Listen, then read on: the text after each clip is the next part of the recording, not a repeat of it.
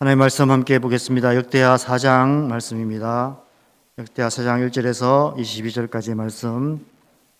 역대하 4장 1절에서 22절까지의 말씀을 우리 다 같이 한 목소리로 읽겠습니다. 솔로몬이 또 노스로 제단을 만들었으니 길이가 20규빗이요 너비가 20규빗이요 높이가 10규빗이며 또 노스를 부어 바다를 만들었으니 지름이 10규빗이요 그 모양이 둥글며 그 높이는 5규빗이요 주위는 30규빗 길이의 줄을 들을 만하며 그 가장자리 아래에는 돌아가며 소 형상이 있는데 각 규빗에 소가 10마리씩 있어서 바다 주위에 둘렀으니 그 소는 바다를 부어 만들 때에 두 줄로 부어 만들었으며 그 바다를 롯세 황소 12마리가 바쳤으니 3마리는 북쪽을 향하고 3마리는 서쪽을 향하고 3마리는 남쪽을 향하였고 3마리는 서쪽을 향하였으며 바다를 그 위에 놓았고 소의 엉덩이는 다 안으로 향하였으며 바다의 두께는 한 손 너비만 하고 그 둘레는 잔둘레와 같이 백합화의 모양으로 만들었으니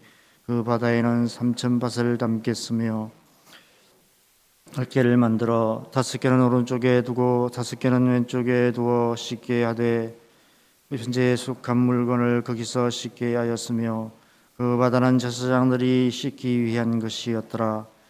또 규례대로 금으로 등잔대 10개를 만들어 내전 안에 두었으니 왼쪽에 5개요 오른쪽에 5개이며 또 상 10개를 만들어 내전 안에 두었으니 왼쪽에 5개요 오른쪽에 5개이며 또 금으로 대접 100개를 만들었고 또 제사장의 뜰과 큰 뜰과 뜰문을 만들었고 그 문짝에 옷을 입혔고 그 바다는 성전 오른쪽 동남방에 두었더라. 후람이 또 솥과 부삽과 대접을 만들었더라. 이와 같이 후람이 솔로몬 왕을 위하여 하나님의 성전에서 할 일을 마쳤으니 곧 기둥들과 그 기둥 꼭대기에 공 같은 머리들과 또 기둥 꼭대기에 공 같은 기둥머리를 가리는 그물들과 또 그 그물들을 위하여 만든 각 그물에 두 줄씩으로 기둥 위에 공 같은 두 머리를 가리는 석류 400개와 또 받침과 받침 위에 물두멍과 한바다와 그 바다 아래에 소 12마리와 솥과 부삽과 고기 갈고리와 여호와의 전의 모든 그릇들이라. 후람의 아버지가 솔로몬 왕을 위하여 빛나는 노스로 만들 때에 왕이 요단 평지에서 숲꽃과 브라이사 사이의 진흙에 그것들을 부어 내었더라. 이와 같이 솔로몬이 이 모든 기구를 매우 많이 만들었으므로 그 논무게를 능히 청량할 수 없었더라. 솔로몬이 또 하나님의 전에 모든 기구를 만들었으니 곧 금제단과 질성상들과 징수 앞에서 규례대로 불을 켤 순금정잔대와 그 등잔이며 또 순수한 금으로 만든 꽃과 등잔과 부젓가락이며 또 순금으로 만든 불집게와 주발과 숟가락과 불 넘기는 그릇이며 또 성전문 곧 지성소의 문과 내전의 문을 금으로 입혔더라. 아멘. 우리 각자 개인적으로 하나님의 말씀 묵상하는 시간 갖겠습니다. 여러분, 오늘 본문은 솔로몬이 성전에서 쓰이는 여러 가지 기구들을 만드는 말씀입니다. 그것들은 제사장들이 성전에서 하나님께 제사를 드리며 하나님을 섬기는데 사용되는 기구들이죠. 그런데 그 재료를 보면 어떤 기구들은 금으로 만들고 또 어떤 기구들은 놋으로 만듭니다. 1절에 놋제단으로부터 시작해서 주로 성전 바깥에서 쓰이는 기구들은 놋으로 만듭니다. 그리고 성전 안 성소와 지성소에 쓰이는 기구들은 다 금으로 만듭니다. 왜 이렇게 다른 재료를 사용했을까요? 이 말씀이 지금 우리에게 어떤 의미가 있을까요? 성전 안 성소와 지성소는 제사장들이 하나님을 만나고 하나님을 섬기는 장소입니다. 어제 묵상한 것처럼 금은 영원히 변하지 않는 그 하나님의 신실하심과 그 하나님을 향한 하나님의 백성들의 변하지 않는 믿음, 헌신, 그것을 상징하는 것 같습니다. 그래서 성소와 지성소 안에 있는 모든 기구들을 다 금으로 만든 것입니다. 어제 말씀에서는 금이라는 단어가 들어있는 7절이 있었고 그 중에 3단어가 순금이라는 단어를 썼는데 오늘 본문에도 금이라는 단어를 7번 쓰고 순금을 3번을 쓰는 것을 보게 됩니다. 아마 어제 말씀과 같은 의미인 것 같습니다. 이에 반해 성전 바깥 기구들은 백성들의 죄를 속죄하기 위해서 속죄의 제물을 바치는 그런 일에 사용이 됩니다. 그래서 금이 아닌 금과 비슷한 색깔과 강체를 가진 놋을 사용한 것 같습니다. 어쩌면 이런 의미가 있지 않을까 싶습니다.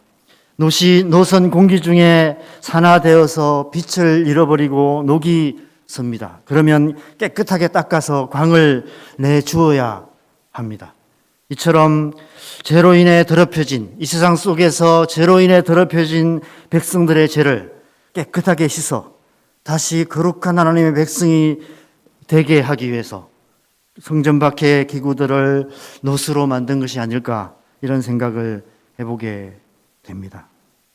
저는 오늘 이 말씀을 묵상하면서 하나님께서 교회 안에 주신 여러 가지 은사와 직분들에 대해서 생각해 보았습니다.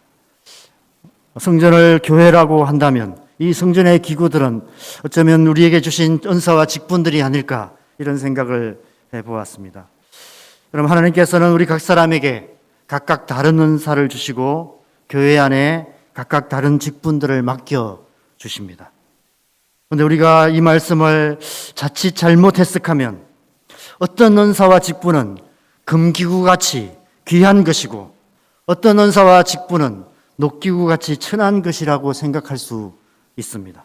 그래서 하나님께서는 어떤 사람은 귀한 은사와 직분을 주셔서 귀하게 쓰시는데 나에게는 천한 은사와 직분을 주셔서 맨날 이런 굳은 일만 하게 하시는가, 이런 생각을 할 수 있습니다. 디모데후서 2장 20절 말씀해 보면 큰 집에는 금그릇과 은그릇뿐 아니라 나무 그릇과 질그릇도 있어 귀하게 쓰는 것도 있고 천하게 쓰는 것도 있나니 라고 말씀하시죠. 이 말씀처럼 어떤 은사와 직분은 금그릇, 은그릇 같이 귀하게 쓰이는 것이고 어떤 은사와 직분은 나무 그릇, 질그릇 같이 천하게 쓰이는 것이다 라고 생각할 수 있다는 것이죠.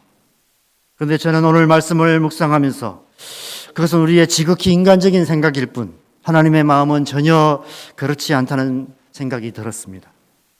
하나님께서 성전의 기구들을 각기 다른 재료로 만드신 더 중요한 이유가 있다는 생각이 들었습니다. 우리가 아시다시피 금은 영원히 변하지 않습니다. 그래서 하나님의 성품을 나타내기에 이보다 더 좋은 것은 없습니다. 그래서 성전 안의 기구들은 금으로 만듭니다. 그러나 다른 관점에서 생각하면 우리가 아시듯이 금이라는 것은 이빨로 깨물어도 자국이 생길 만큼 강도가 약합니다.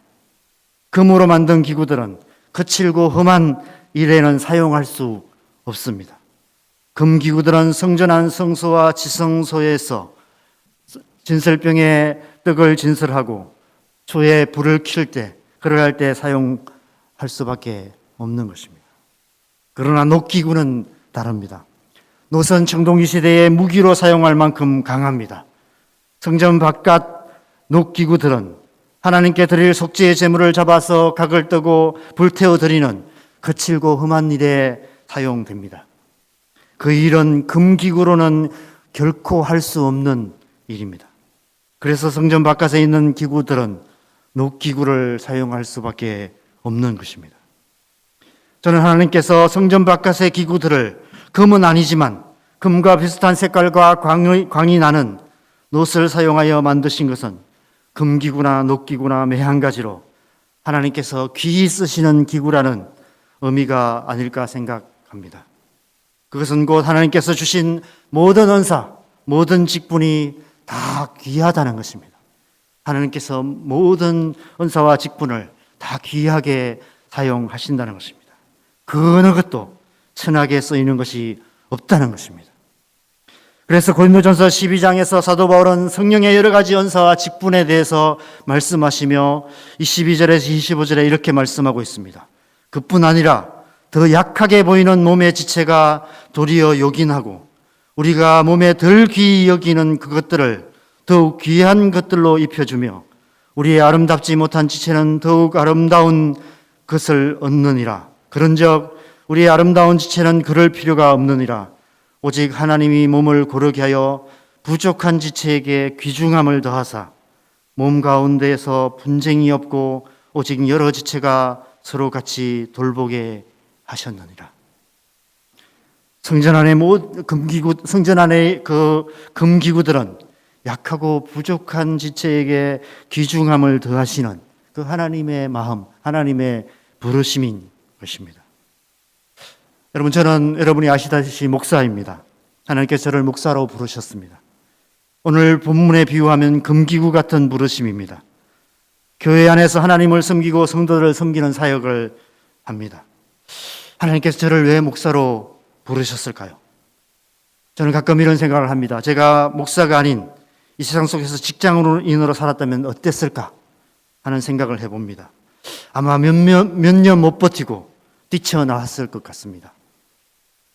지금도 제가 세상 속에 들어가면 할 수 있는 것이 아무것도 없습니다.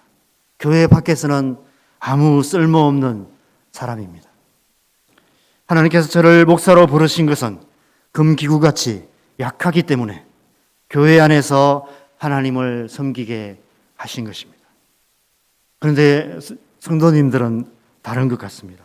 직장 생활 10년, 20년, 30년 하고 계시고 심지어 한 직장에서 40년 가까이 근속하시고 퇴직하신 성도님들을 뵐 때마다 어떻게 그렇게 하실 수 있을까 존경스럽게 느껴집니다. 저는 죽었다 깨나도 그렇게 못할 것 같습니다. 아마 녹기구 같은 그런 부르심이 아닐까 생각합니다. 교회 밖에서 세상 속에서 세상과 부딪히면서 그 하나님의 나라를 이루어가는 하나님을 섬기는 그런 삶으로 부르심을 받은 것입니다. 그러므로 금기구냐 녹기구냐가 중요한 것이 아닙니다. 하나님께서 귀하게 쓰시는 그릇은 따로 있습니다. 디모데후서 2장 20절 이후에 21절에 이렇게 말씀하고 있습니다. 그러므로 누구든지 이런 것에서 자기를 깨끗하게 하면 귀히 쓰는 그릇이 되어 거룩하고 주인의 쓰심에 합당하며 모든 선한 일에 준비함이 되리라. 하나님께서 귀히 쓰시는 그릇은 깨끗한 그릇, 거룩한 그릇이라고 말씀하고 있습니다. 그 재료가 무엇이든지 상관없이 깨끗하고 거룩한 그릇을 하나님께서 귀하게 쓰신다는 것입니다. 그것은 곧 하나님께서 귀하게 쓰시는 사람은 깨끗하고 거룩한 삶을 살아가는 그러한 하나님의 사람이라는 것입니다. 그래서 오늘 본문은 1절에 솔로몬이 가장 먼저 놋제단을 만듭니다. 놋제단에서 자기의 죄를 깨끗하게 씻어 거룩하게 된 자, 깨끗하게 된 자, 그러한 자를 하나님께서 귀하게 쓰신다는 것입니다. 사랑하는 여러분, 하나님께 귀히 쓰임 받기를 원하십니까? 그렇다면 깨끗한 그릇이 되시기 바랍니다. 날마다 놋제단 앞에 나아가 날마다 예수 그리스도의 십자가 앞에 나아가 회개하는 삶을 살아가시기를 바랍니다. 그래서 깨끗하고 거룩한 마음으로 하나님께 귀히 쓰임받는 저와 여러분 되기를 바랍니다. 2020년이 저물어 가고 있습니다. 이제 2021년을 준비하면서 교회에서 직분자들을 새롭게 세우려고 기도하고 준비하고 있습니다. 어떤 사람이 세워져야 할까요? 깨끗하고 거룩한 그릇 같은 그런 사람이 세워져야 될 줄 믿습니다. 그래야만이 하나님께서 그런 사람들을 귀히 쓰셔서 교회를 굳게 세우시고 이 땅 가운데 하나님 나라를 이루어 가실 줄 믿습니다. 오늘 새벽에는 우리가 이 말씀을 기억하시면서 우리 이 연말에 직분자를 세우는 이 일을 놓고 하나님 앞에 함께 기도하면 좋겠습니다. 하나님의 마음에 합한 직분자들이 세워지게 하여 주시옵소서. 깨끗하고 거룩한 그릇 같은 그런 사람들을 하나님이 세우셔서 이들을 통해서 교회가 더 깨끗하고 거룩한 그릇이 되어서 우리 남성교회가 하나님께서 귀하게 쓰시는 그런 교회 될 수 있도록, 그래서 이 땅 가운데 이 마지막 때에 하나님 나라의 역사를 이루가는 그런 하나님의 사람들, 하나님의 교회 될 수 있도록 우리 함께 기도했으면 좋겠습니다. 기도하겠습니다. 하나님 아버지, 이 아침에 우리가 주님의 은혜를 구하며 주님 앞에 나아갑니다. 오늘 말씀처럼